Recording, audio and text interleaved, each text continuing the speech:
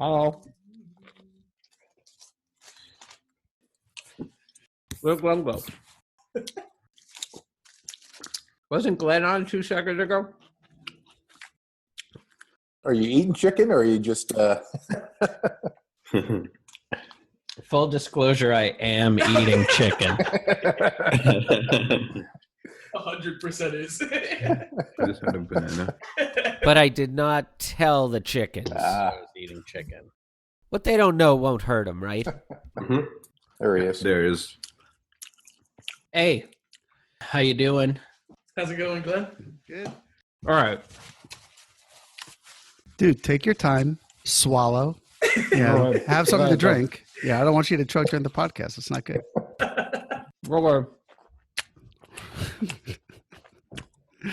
Welcome to Device Squad, everybody. All right, here we go. Welcome to Device Squad, the podcast for the mobile enterprise from Propelics. Device Squad, fighting crimes against enterprise mobility worldwide. Bad UI, frustrating user experiences, poorly conceived mobile strategies, we defeat them all. This podcast series will cover all aspects of enterprise mobility, including strategy, development, design, testing, and more. My name is Steve Brickman. I'm a mobile strategist and UX architect with Propelics. First, a brief history of the company. Founded in 2011, Propelics is a mobile strategy consultancy helping enterprises worldwide devise true mobile strategies and develop world-class mobile applications across all industry verticals. Propelics clients include large companies like Amway, Bright Horizons, Bank of Montreal, Dubai Airports, Family Dollar, DLL, Cintas, Merck, and many more. Propelics' menu of services includes 8 different mobile kickstarts, covering everything from mobile strategy and road mapping to MCOE to UI UX design to mobile testing strategy, along with soup to nuts app design development and support. Additionally, Propelics offers 3 homegrown enterprise mobile products. Today is a very special podcast. We've got a full house today. It's a Strategists Forum. Strategist Spurti Gurram is here. Strategist James Hoshor. James, I'm assuming that you are a senior strategist. Senior only because it's my birthday today and I'm a year older, right? Oh, you tipped it. That was my second reveal. That is the second exciting thing about today's podcast. And I will insert some celebratory sound effects right here. And we have double senior strategist Glenn Gruber. I'm here. Okay. Is this my beer? Yeah. Okay. Wait. We're supposed to have beer? Yeah, it's Friday. It's Okay. Hoshor's birthday. And I'm on vacation next week. So those are all great reasons. Damn it. And of course, it is an extra special day because here in the studio with me, we have... Are you a senior strategist? No. Not yet. That's the rookie level. How old are you? What are you, 20? 25. 25. Yeah, no, that's not senior. We have mobile strategist Alani Setalsingh. And he's right here with me on the mic. Mic number 2 in the studio. So today we're going to be talking about what we mean when we say the retail ecosystem. We'll hear about a recent day in the life engagement, maybe more than one. I know James has a story about a day in the life engagement at one of the oldest and most prominent manufacturers and retailers. We're going to discuss some key challenges we see across the retail ecosystem, and we'll discuss how mobile technology can address those challenges, and we'll all share some recommendations on how we think our clients should get started leveraging mobile for their retail businesses. Clients and potential clients. And everybody else. Anybody listening. Everybody who is listening to this podcast who has some sort of affiliation with the retail ecosystem. So how many beers have you had so far? All right. So This is officially your podcast episode, James. All the other strategists are sort of stragglers here. So why don't you start out by telling us what we mean when we say the retail ecosystem? Sure, Steve. When people think of retail and mobile in the same sentence, they automatically think consumer, right? And they think consumer apps for loyalty, for buying things.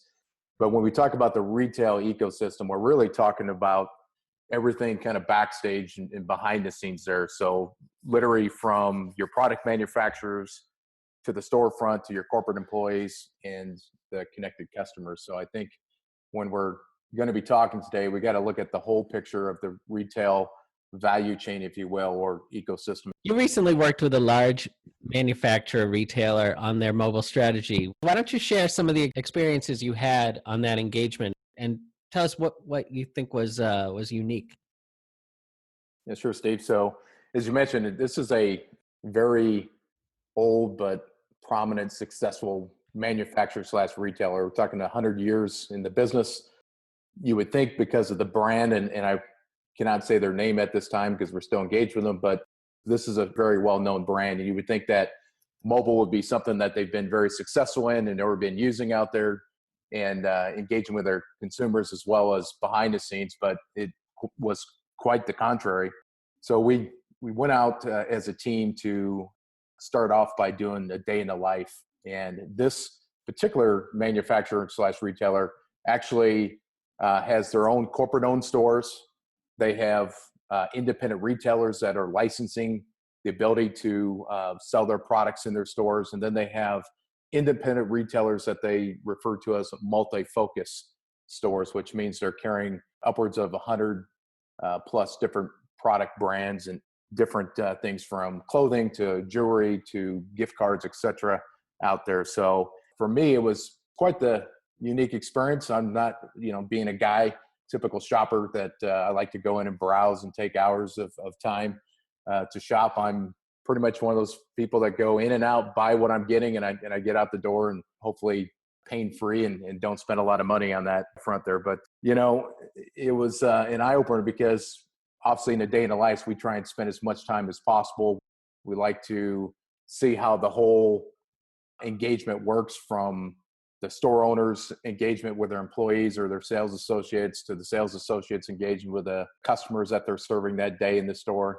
And it really gave us a pretty good perspective of where mobile's being used today by this retailer and where it can be used that they certainly are not using it. And I think some of the things that we noticed right out of the gate was the back office part of the retail environment there in these stores. They were still using paper.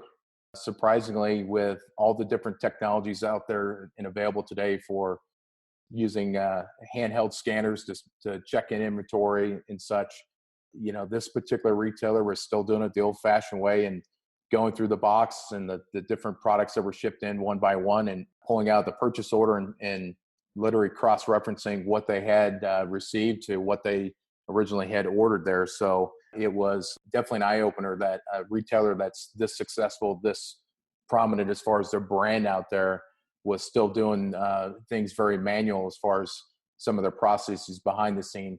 The other thing we noticed too, as far as the customer experience, is we saw definitely a lot of customers that were coming in the store, especially even guys, that were using mobile devices to price check, to pull up information on different products they're looking at. Maybe they're buying a gift for a spouse, and so they wanted to find out if this was the right thing to buy them, or if there was a better place to go buy it at that may be providing a better cost to it.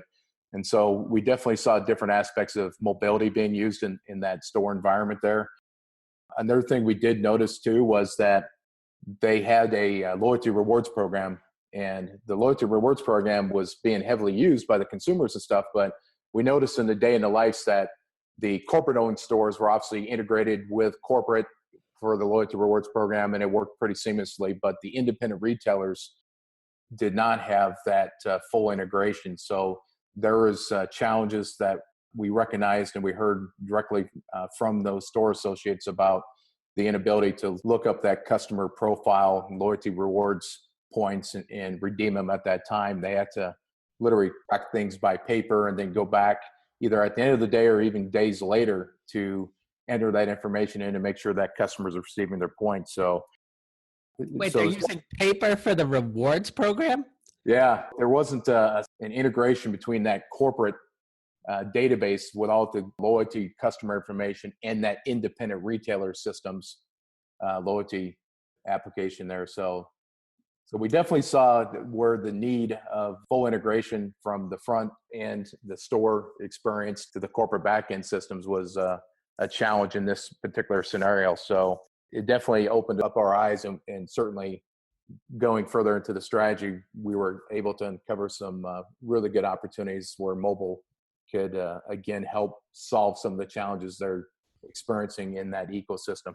So what was it that was preventing them from going mobile out to the independent resellers with that reward system? That just seems crazy.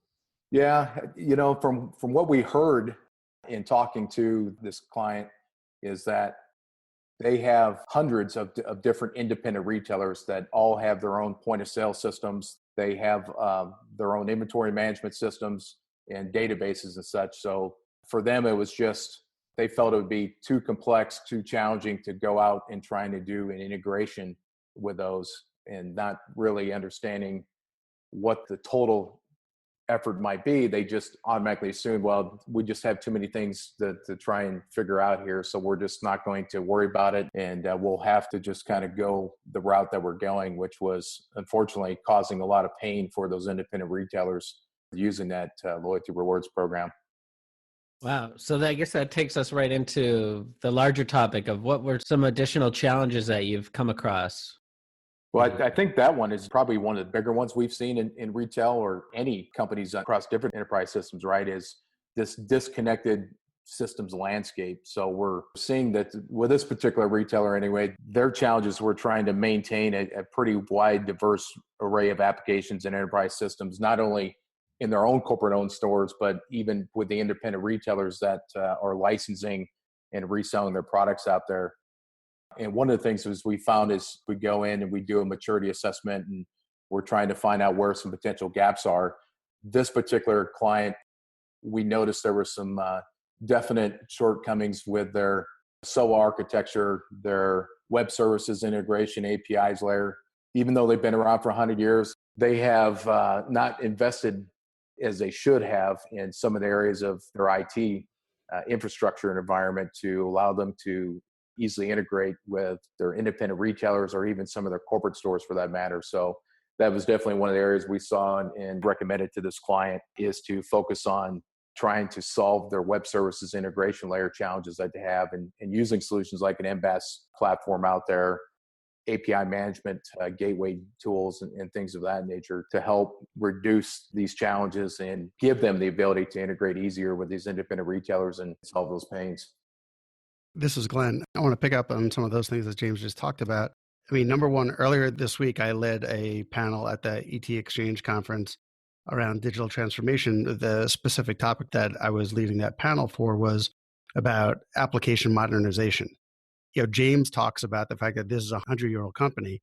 And in some cases, I think that can make those challenges, instead of being more mature, it holds you back even further.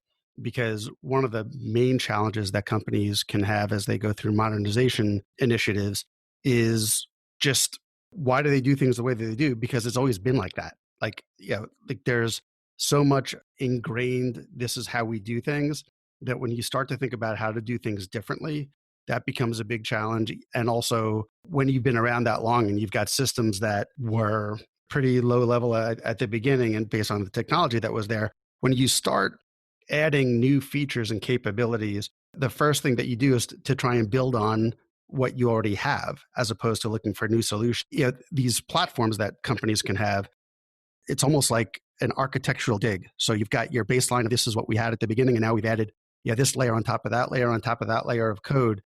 So unwinding all of that and also getting the organization to take a more modern approach can be a big challenge. And I wouldn't be surprised if that's part of, James, what you saw in that engagement. So that's one point. And the other thing I think that James talked about that is really important here is a lot of times when we think of retail, and we think of that retail environment, we're looking at the store that we're in. But as James pointed out with his client, when you start to have distribution channels that are outside of your control, it creates all sorts of new challenges and issues to deal with. I mean, part of it is the logistics of how do I make sure that my product is on the shelves at all the places that it needs to be. And if you're doing that with paper, as we heard about in this case, that becomes really challenging to make sure that we don't have stockouts and everything gets where it needs to be on time. But it's also, you can't control those end systems. And it is really hard to plan a technology strategy when you don't have control of all of those components, and trying to get all those different partners on board. If you have relatively large companies as part of your distribution chain, that could be a lot easier. But if you've got a lot of mom and pop stores, like, they just may be using Square as a POS if they've even upgraded that far from a technology perspective. And your ability to push down technology into the rest of the distribution chain becomes a lot more limited and therefore a lot more challenging. That's interesting. But how do you enforce the use of new technology? Can you incentivize it? Do we have any examples where we've had to do that? Well, I mean, I could talk a little bit about the last couple of clients that I've been on, but it also kind of goes back to a project that I did a long time ago that involved Walmart as part of the distribution chain. I worked on the kind of the behest of the manufacturer in that case, but there were a lot of technologies that Walmart wanted my customer to adopt. And a lot of that starts to come down to market power of the organization. Yeah, Walmart is very much, hey, if you want to do business with me, you're going to do it exactly like this. And it's not a choice. It's a binary decision. Now, they own all of the distribution, which is, the front end. So that's actually a lot of more of the challenge that James described. And so it's really more pushing that up the supply chain. But in the other client that I've worked with, more recently at Propelics, we were managing an entire process of distributing products out to end customers, picking up some of that used product for recycling.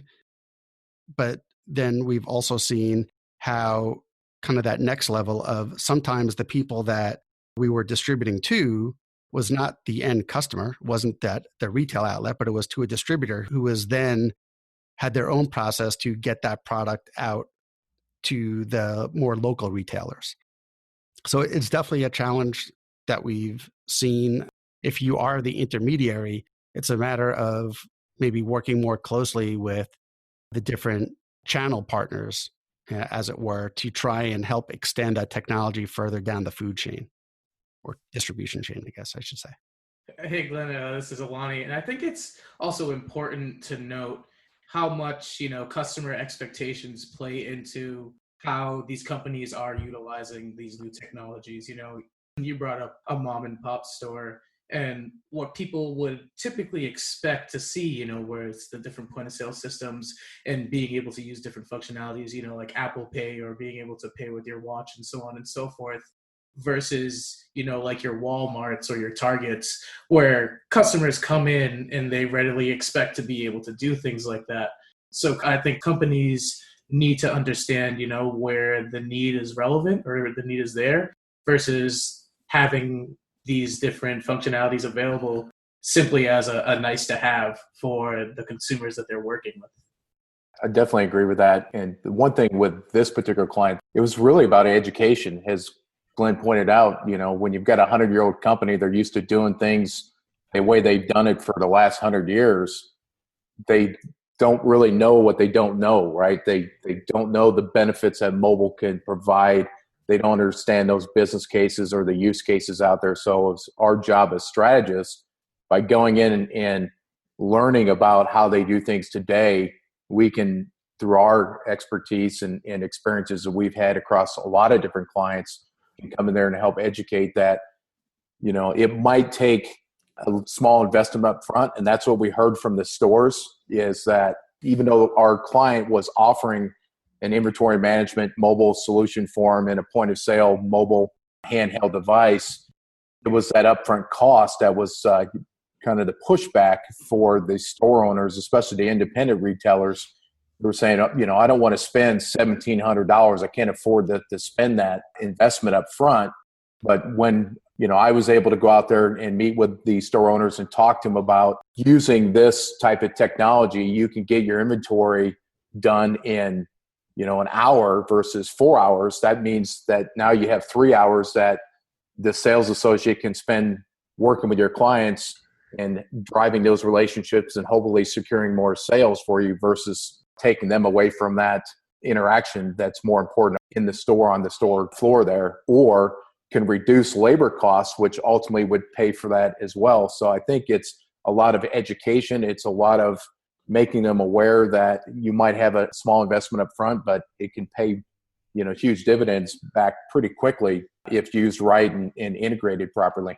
Yeah. And also, if you're a large company, you can also change the cash flow impact of things. Because when you say it's a lot of money up front, if you have the ability to say that, hey, I can provide you this technology and I will give it to you in a package that's very easy to deploy.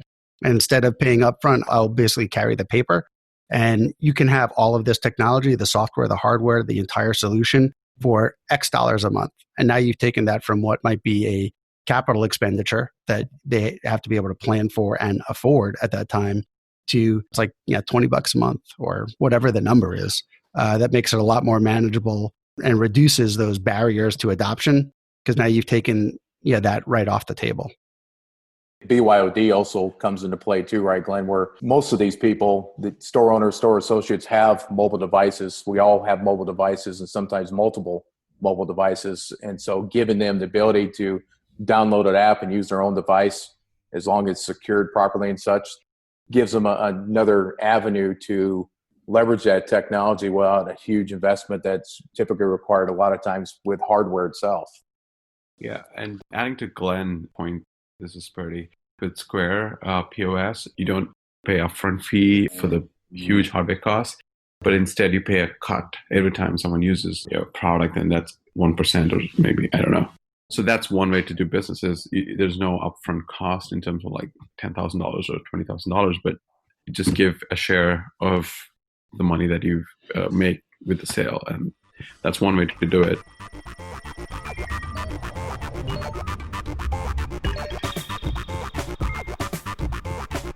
I just think it's interesting that the customers wind up having better access to data than the employees of the store do. Yeah, that was definitely something that I noticed out there too. As I said earlier, I saw customers coming in with their mobile devices, and they're out there walking up and down the aisles and scanning barcodes to price compare and trying to get a little bit more information. And I did witness a couple of times where the customer actually asked the sales associate some questions about that. And just as you mentioned, the sales associate didn't have that knowledge readily available, and they didn't have a mobile device even in hand to even look that up. So retailers aren't embracing mobile just for that one reason there, to empower their sales associates to be more successful in serving their customers. And that's a big disadvantage, certainly. Yeah. One thing that mobile has had a major impact from a retail perspective has been this whole thing of showrooming. So many people go to Amazon to see, can I get this for a better price, with free shipping and no taxes? And then you basically have to approach the salesperson. At the end of the day, you can say, hey, I can walk out of here and buy it this way, or you can match the price and get the sale. And that also has had a big impact on retailers' operations, and profitability.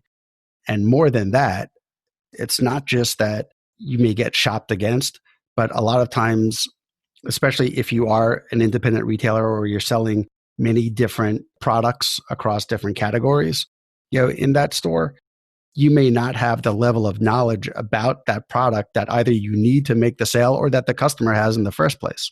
So to be able to give your salesperson on the floor the tools to look up the details that may not be on the piece of paper tucked behind the price, so that they can talk intelligently to the customer to help make that sale and convert that customer right then and there, that's another issue that I think that retailers are dealing with and looking at how can they empower their associates. Along those lines, Glenn, one of the other things I observed and also got directly some feedback from those sales associates that I was working side by side with is the fact of a customer coming in looking for a specific product that they may have seen on their website earlier when they were browsing before they came in, to find out that that product wasn't available, it's out of stock.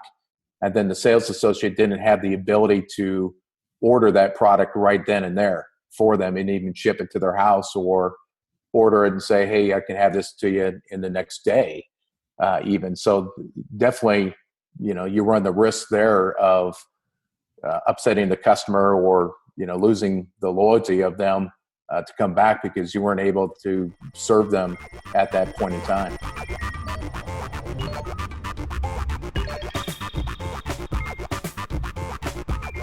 That factors into sort of the new expectations that customers have these days, right? They expect to be able to engage with a retailer across multiple channels.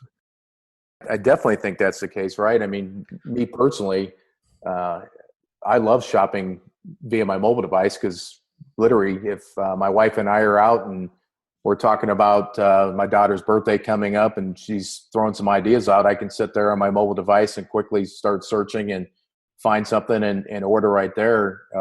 Or I can see it's available in a store that might be a mile or 2 miles away.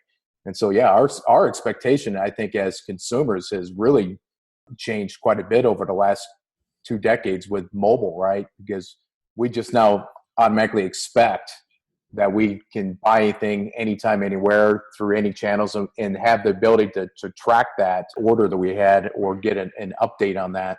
And I do get frustrated, if I ordered something and true story, as we mentioned earlier, it was my birthday today. My wife ordered a gift for me online and she was frustrated because the tracking wasn't working. And so having that disconnected tracking information to where the shipment was at that point in time was very frustrating to her. So I think we definitely have been spoiled that way from mobile. Adding to James' point, I don't know how many of you use Amazon Prime now. So living in Bay Area, I order most of my stuff on Amazon Prime now, and I get it in 2 hours for free. And it just comes up to my doorstep. And adding to your point, James, it gives me a live map and a live tracking of when the package was picked up, and at any given point of time where it pinpoints to the exact location where he is at, and when the stuff is delivered to me. So ordering any necessities, on Prime now is amazing. I'm sparked by that kind of tracking and that level of customer experience. I completely agree with that, Spurti, and I have used similar services where they do exactly that. And when they drop it off at your door, they'll take a picture of the package, on your porch or at your door to show that it has been delivered and, it's out of their hands at that point. But to tie back to what you were talking about, James, and how a lot of people have the ability to order things online so that, they don't have to spend the time to go to the stores or see what's available in different outlets.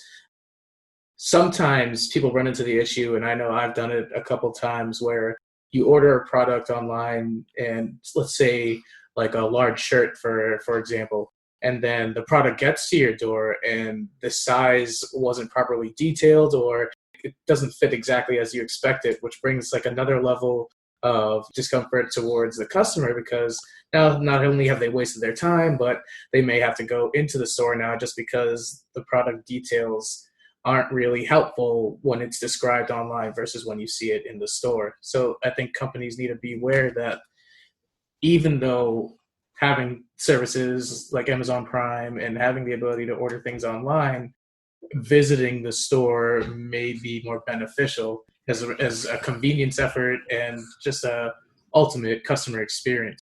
Alani, one thing when you were describing the guy taking the picture to prove that they delivered it, like the first thing that came to my mind is that the modern day proof of delivery is like the old hostage proof of life picture. It's like instead of holding up today's newspaper, that person's still alive, you just show that I've delivered it. Yeah.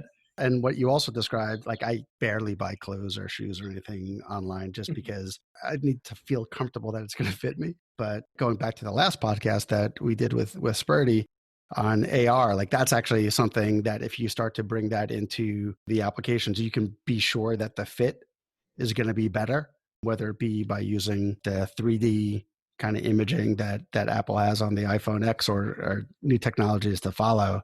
That can make that a lot easier. And then the last thing, it's interesting when you talk about the Amazon Prime, everything being delivered, but another good, sometimes annoying, but still from the retailer perspective, a good strategy is the free pickup at the store. And also, to James's point, alerting you when that's ready for pickup, because I think that that's another good use of mobile, but also that's good because it gets you into the store and hopefully you buy more once you're there. Speaking to your point about clothes and not fitting, there's a service in India. They are a direct competition to Amazon and other online retailers in India. So let's say you order like 3 different clothes. So they bring it to your house first, and then you can try it on, and then you can return anything that doesn't fit you. So let's say none of those 3 fit. So you just return it and you get your money back. Let's say you like one of it and you just return the other 2 and you get a refund for the other 2. So typically what people do is they order multiple different sizes, or if I'm sure maybe the fit of a particular design, place the order, he brings it in, I try it. If I like it, I pay. Otherwise, I don't.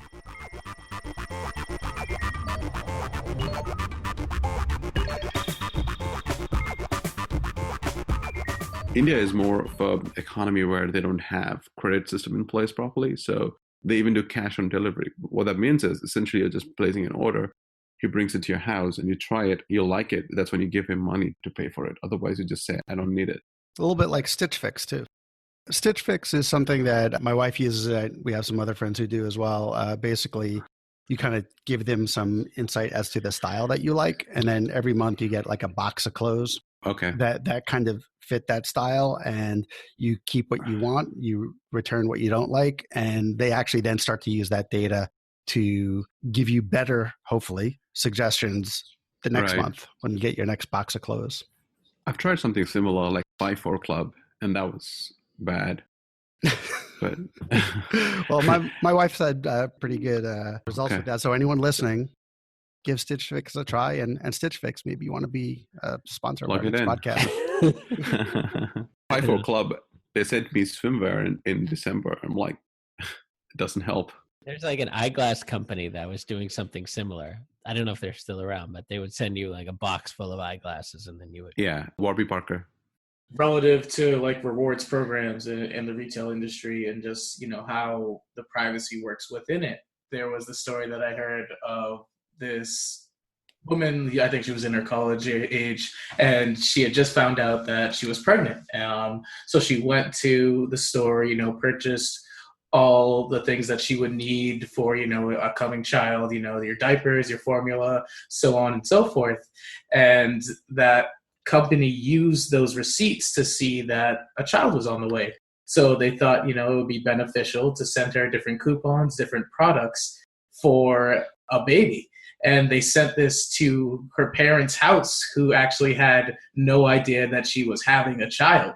So they then, forced the news on this family who, A, didn't know their daughter was pregnant, and then B, thought there was just a confusion between the company and what they had ordered. So they thought that there was like some fraud involved as well. But it brings up to really discuss how much of this information should companies really be leaning on for, their loyalty programs or their reward programs, and how should they be utilizing this information in a sensible way so that it doesn't get them in trouble like it did in this situation?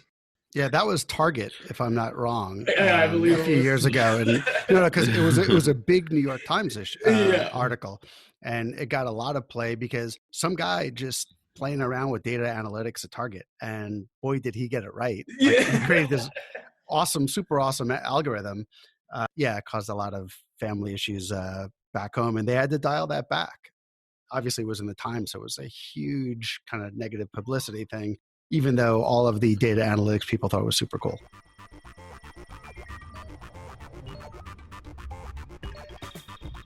So we're doing a lot of talking on consumer-facing technologies, but James, I know you wanted to try to focus this conversation around back office technologies. Yeah, well, I think that what we've just been talking about is a lot on the front end is really the result of how well we're set up on the back end, Steve. So when we're looking at these high customer expectations, we definitely have to focus as a retailer or a manufacturer or product supplier. We really have to have this optimized level of operations across that ecosystem, right?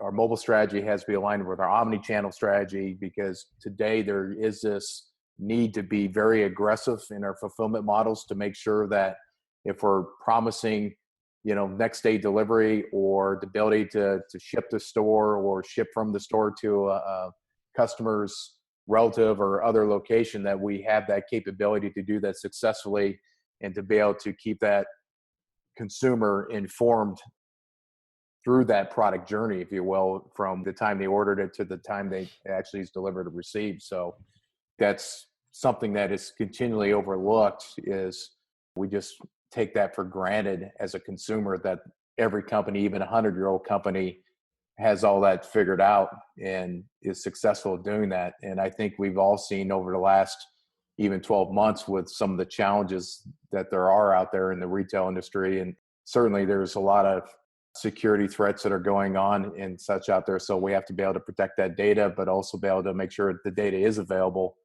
to leverage it successfully, to be able to ship our products and notify the buyer that it's on its way or it's going to be delivered in the next couple hours and so forth, right? So we can't lose sight of the bigger picture there. Yeah. And I think also, as retailers try to improve the customer experience, there are new, kind of services and new offerings that we may need to put in place that are completely different than what we have today, to be able to support that. So, one example, and this was actually in, I think, last week's Enterprise Mobile News of the Week, which you can find on the Propelics blog, was about this UK online grocer now using 1,000 robots to help fulfill orders and kind of do all the pick and pack, or some of the pick process, within the warehouse before it then gets packed by people, into boxes and then loaded onto trucks to be delivered. So I think that there's a lot of changes there. And, even Walmart is looking at having robots that kind of roam the aisles that are about as tall as the shelving, to also just be scanning for stockouts. So that as a retailer, you can look at either reordering if you don't have any in the back room, or alerting an associate that, hey, this product is out of stock on the shelf. Let's get someone to replenish. So I think that there's a lot of kind of interesting things that are, mobile or not mobile, but kind of emerging technologies that are coming into play, which, really require a complete rethinking of how we do the process. Even for supermarkets that are actually doing the pick and pack with the associates, without having, robots or anything like that, then you still need to have all the data around the floor plan layout, the planograms of each of the shelves, so that if you're going to have those associates pick and pack those orders from what's in stock, that they have the best, kind of route to get that done.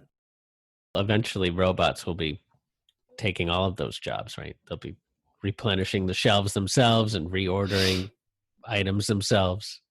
And they may evolve. Like actually, we're rewatching the newer Battlestar Galactica. And we created the Cylons, and then they evolved, and then they tried to take over us.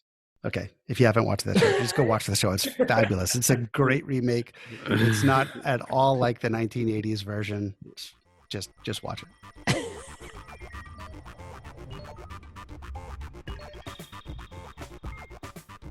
So, James, it sounds like we've talked a little bit about how mobile and other technologies can make life miserable for a lot of people. But what have you seen in terms of mobile helping to solve some of these challenges for retail organizations?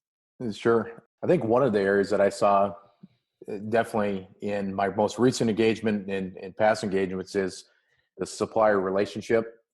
Obviously, as I mentioned, these independent retailers, they're out there bringing in hundreds of products, sometimes from hundreds of different manufacturers and product suppliers out there. And we've seen that, enabling these supplier reps or these merchandising reps, giving them the ability to have access to that store owner, or that store performance data.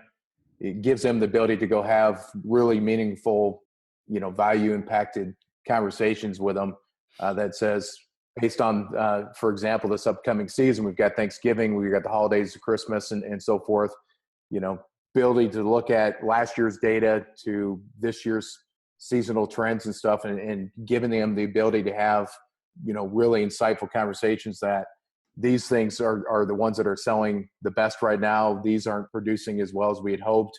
Seeing those trends and be able to discuss those and pinpoint how they can make adjustments and maybe how they're promoting those products, or maybe where they're set up or displayed in the store. That is one example that we're seeing today by having that data readily available on a mobile device to have those conversations right there with a store owner is very powerful out there. So be able to use that as a dashboard tool, if you will, right there in the store and have those discussions, I think is definitely one area that we're seeing good solution for mobility and success being driven from it. Just to add to it, James, while I was with Amazon, so Amazon does something similar too. Like if you're a seller on Amazon, you get a seller's dashboard that you can see how many people glance over your product and how many of people actually reach still, the checkout button and didn't go through, or you'll have search impressions and you'll have all those metrics, and that gives you how many of your products are doing really good. So that kind of, as a seller, gives you a lot of control and understanding as to the analytics side of things. And most of the times, if people go till and add it to your cart but never go with it, it could be price driven. Or Amazon can give you a list of items that says, hey, these are the genre of products, or these are the products that actually sell really good during this time. And there's this new feature within Amazon, if you're a seller, is that you can automatically set the pricing. I mean, Amazon can do it for you. So provided they say, hey, we're going to give this amount of discount if that's okay with you. And you say you're fine with it. So it automatically sets the price to be more competitive and during holidays. So that's part of their Amazon Prime Day. As a seller, you need to sign on and Amazon takes on from there. So they make sure to give you a best price. So coming back to the point, giving sellers that kind of level of information really empowers them and makes them successful. Another good example at a client that we've been working with for a number of years, which is a kind of a discount retailer / grocer, is one just to make sure that the operations are running smoothly, not necessarily only during the high season, but during the entire year, where we've created an app where the district managers kind of visit the stores within their region, on a weekly basis. And they were constantly going over checklists of, are the end caps set up right? How does this display look? Are the coolers leaking? What does the front of the store look like? Is it all clean? But automating all of that and being able to easily show history to be able to better track improvement and increase the real-time nature of that data. That was a great solution that's had a really significant impact on what the store experience is like for all the customers just as they walk in, and impacts whether or not people want to return. But it's kind of like this almost like foundational plumbing that no one even thinks about from a store operations perspective that can really have a large impact as you go forward. Those clients would be very well served by our Audit Here app. Actually that was kind of related. That was foundational to the creation of Audit Here. Yeah, that is one of the 3 mobile products mentioned in the introduction.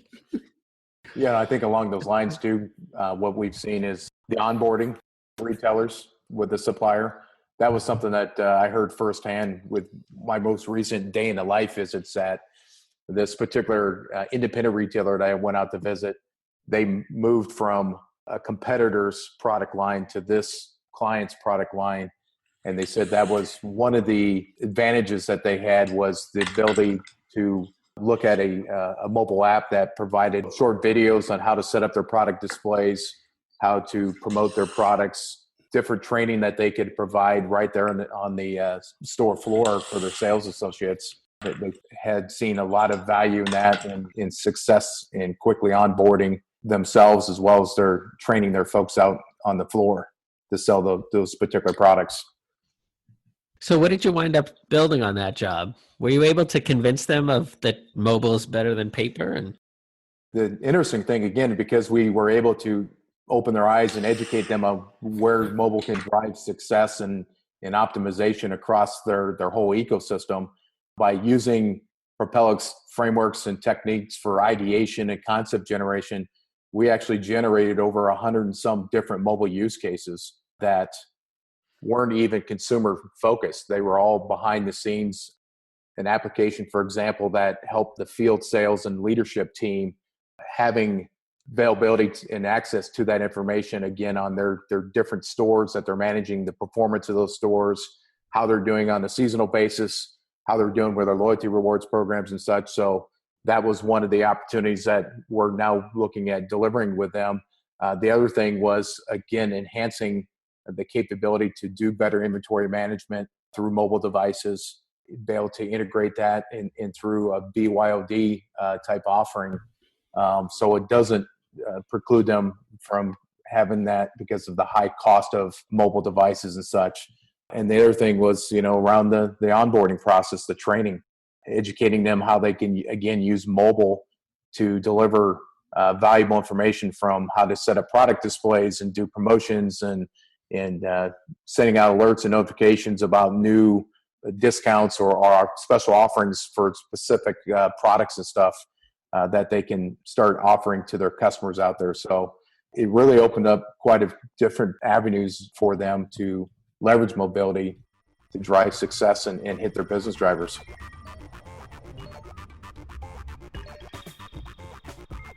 when you talk about training, with the new iPhone, so much can be done with AR now. Are any of you guys having AR conversations with clients yet? We did bring that up as a possibility with this particular client. Walmart's been successful in using that type of technology to train their store associates, put them in real world examples of Black Friday and such. So there's some pretty cool articles and short videos that show how large retailer like Walmart has used that.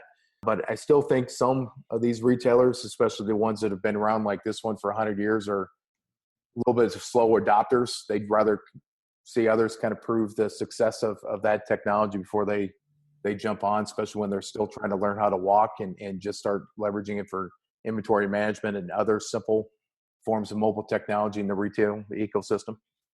I don't know, Glenn, what you guys have seen from your clients? On the retail side, we haven't really had anyone looking at AR just yet. I mean, I think that there's been more to the use of videos or even VR for more immersive training, but that's really been the extent so far.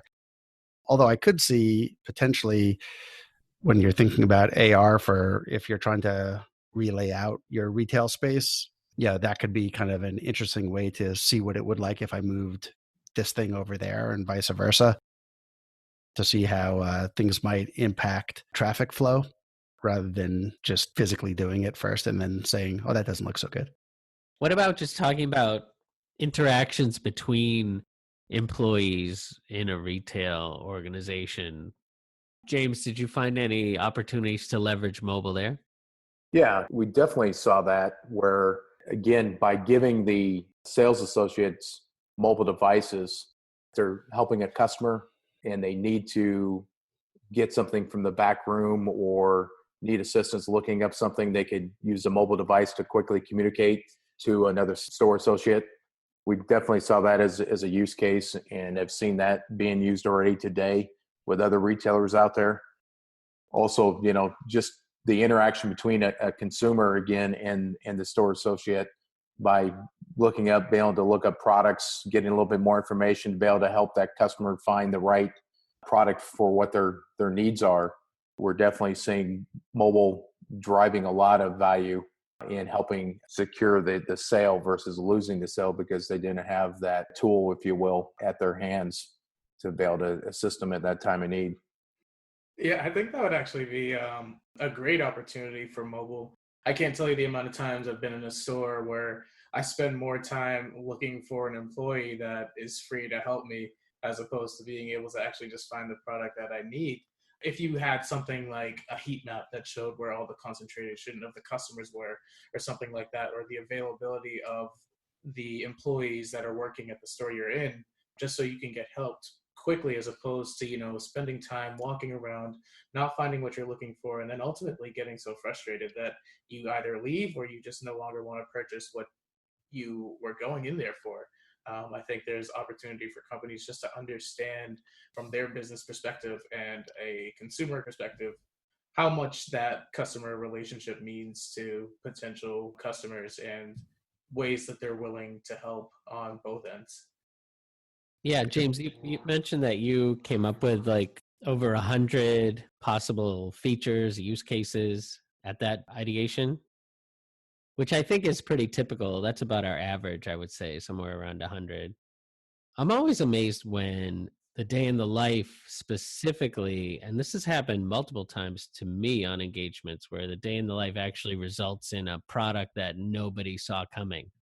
And I think that's a really fascinating benefit that maybe we don't sell enough because clients don't even realize that that's even a possibility. And we've told this story before, but when we were at Amway to build a different sort of app, the app that we wound up building, or the prototype, was simply an indoor mapping application that would tell employees how to get to their meetings and where the meeting rooms were on the campus, because the campus is so large. And the reason that this was identified even as a use case, it was completely not even on our radar, is because nobody was showing up to meetings on time. So we had this discussion like, why is everybody late for our meetings? And it turned out that nobody could figure out how to get to the conference rooms. So when you were with that retail client, what was it that ultimately sold them on the idea of switching over to mobile? Was it something to do with like store analytics, or was there a tipping point where they were suddenly totally on board, or how did that go down?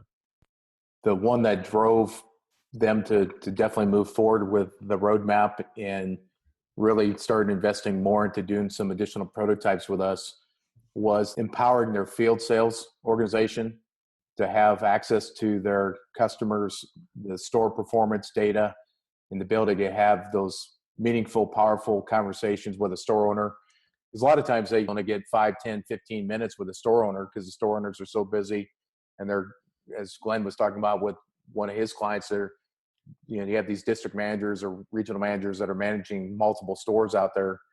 It's hard to get in front of them. And when you do get in front of them, you have to have that impactful information that you can share quickly and be able to drive your point home.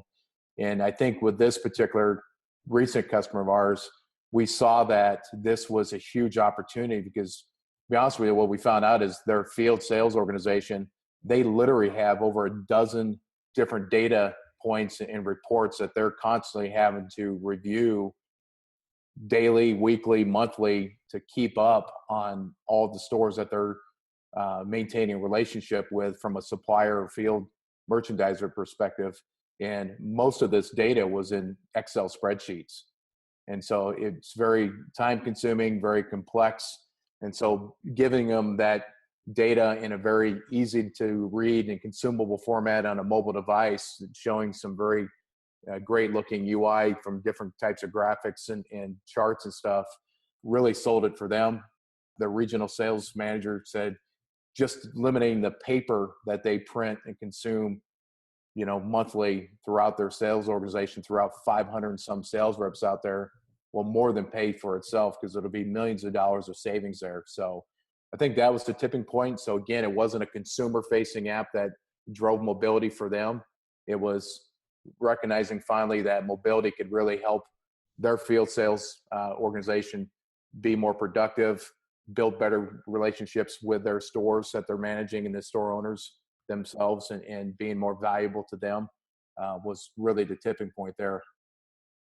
Well, there you go. I mean, we hear that a lot, like from clients. They'll say, well, paper's cheap, but really what you're telling me is that it's not that cheap. No. I mean, on top of the myriad of other benefits you get of increased accuracy and record keeping and the ability to run all sorts of analytics and do comparisons and identify trends and everything. There's so many reasons to stop using paper.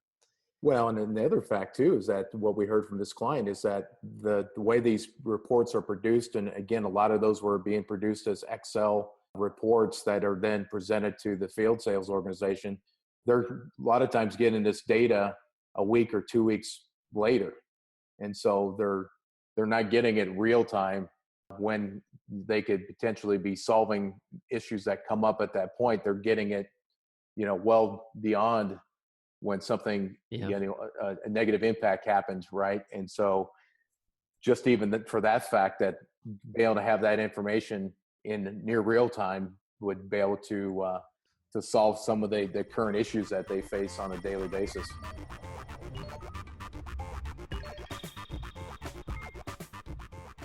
So how do you suggest that potential clients, manufacturers, suppliers, merchandisers, retailers, how do you guys recommend they get started updating some of their, existing processes in order to start leveraging mobile?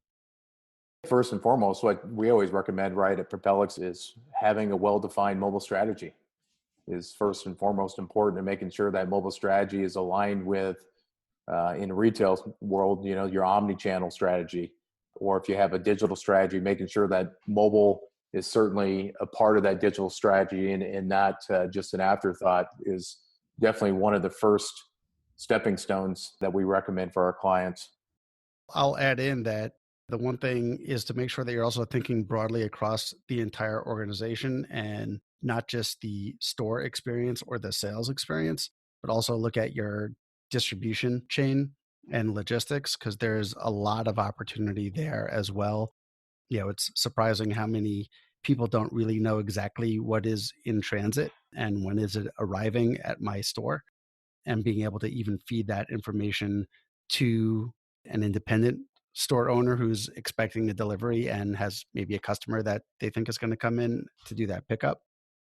So those kinds of opportunities can be really strong, especially more and more as we're seeing consolidation in different industries within different segments of retail, and the big box almost getting primacy. Having really good control and visibility into that entire supply chain and what's in the DCs is really critical. Yeah, I definitely would agree with that, especially with this client that, again, that I was engaged with recently, being a manufacturer and a retailer. We identified 17 different actors, if you will, mobile users out there. And I think initially going into defining, who mobile users would be across that ecosystem, the initial group that we met with were just thinking simply, they're saying, oh, we've got consumers, and then we've got store owners, and we've got, our field sales. But they, to your point, Glenn, they weren't thinking about the logistics side of it, merchandising, marketing, or the others. And once you start giving awareness to the bigger picture, where mobility can really drive an impact across that whole value chain or ecosystem, then, people start thinking more broadly, more strategic from that standpoint. And then certainly helping them define their business drivers and how mobility can be aligned to help solve those business drivers is definitely an area that we help our clients understand and define is part of that mobile strategy process there.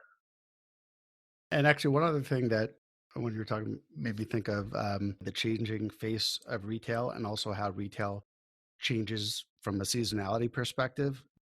I met a guy at the conference earlier this week from the Honey Baked Ham Company, and they do like 90% of their business in 2 weeks. Basically Thanksgiving and the lead up to Christmas. And a lot of how they finally deliver is via these pop-up stores and pop-up kiosks, which we're seeing more and more throughout retail. So to be able to really make those pop-up stores effective, you can't have that standard infrastructure of, with landlines and traditional POS systems.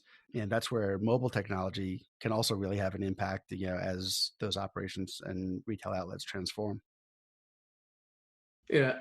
One area that could help companies when they do eventually get to, the release portion of the new mobile technologies is maybe looking into things like a staggered release. We talked about adoption being a big issue with these matured companies. And if you have that kind of release where you try it at a couple small stores first, see the benefit, see the value that you're able to gain, and then we can be able to advertise that, to be able to market that to other stores, other employees, where they can really see some big value from employing, a mobile strategy. And it would make it a lot easier for adoption from the whole organization once you do have those success stories on hand. Yeah, that's a good point, Alani. And that's actually one of this most recent client of ours actually had, as I mentioned, a mobile solution out there for some inventory management capabilities. But one of the shortcomings that we saw in that is that they hadn't updated the features or functionality of that application for 2 years now.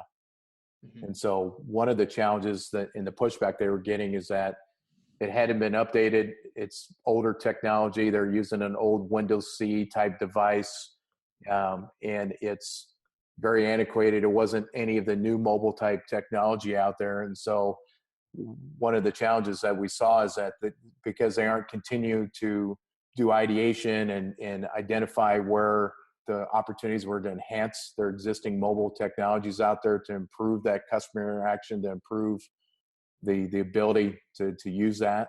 That was a big challenge. So that was definitely an area we recommended to this client as part of our strategy. And we recommend to all of our clients for that matter, is that continuous ideation, concept generation, having somebody that really champions your mobile initiatives, whether you're setting up a COE or a lot of companies refer to it as a mobile competency center or enablement team, whatever they want to call it, having someone that really continues to drive the success of your mobile solutions, both the existing ones and as well as coming up with new ones, I think is a key factor for, a retail organization to be successful as well there. It's easy to convince people that mobile is important for the retail industry, but it's also important to choose the correct mobile strategy. Like James was pointing at, they went with Windows CE, and that's 2-year-old technology. And yeah, so that's true when they're selecting a new mobile strategy. So which is why you need professionals. To piggyback on what Glenn was saying earlier too, is you have to have all the different stakeholders involved in your mobility strategy and the continuous evolution of that, because that was one of the challenges we saw with this most recent client is mobile was being done in a siloed approach there. And so they have a digital group inside this large organization, and they're out doing their mobile solutions. And then you had the retail organization of this large company that was then trying to do theirs. And so that was certainly causing some challenges and some pain points for IT, but it was also, there wasn't an alignment with any of the business drivers overall as a company. They basically had their own little marching orders or kind of this rogue approach that they're going at. And we found out there was actually some redundancies that weren't being leveraged in a singular fashion for this company too. So that was an eye-opener for this client. Alani, you've done a great job of taking us full circle, talking about using success stories as a way to convince others to adopt mobile technology that's already working and working well at one part of the organization. And that's also a way that a retail organization that has some mom and pop resellers that they could use to convince these folks who are still using paper and so forth, by showing them the success that other resellers, other branches have had using all the mobile technology, and just enjoying all those successes is certainly one easy way to make the case to people who are maybe a little more reticent to adopt it. All right. Well, James, happy birthday. Alani and I will have some more beer right now and to celebrate. I think I'm going to go pour myself a nice glass of bourbon on the rocks. All right, guys. Well, thanks everybody, and thank you for hopping on to a rather chaotic episode of Device Squad, the podcast for the mobile enterprise from Propelics. All right, thanks guys. It was fun. Cool. All right, guys. Cool. Talk to you guys. later. Take care. Bye-bye. Yeah.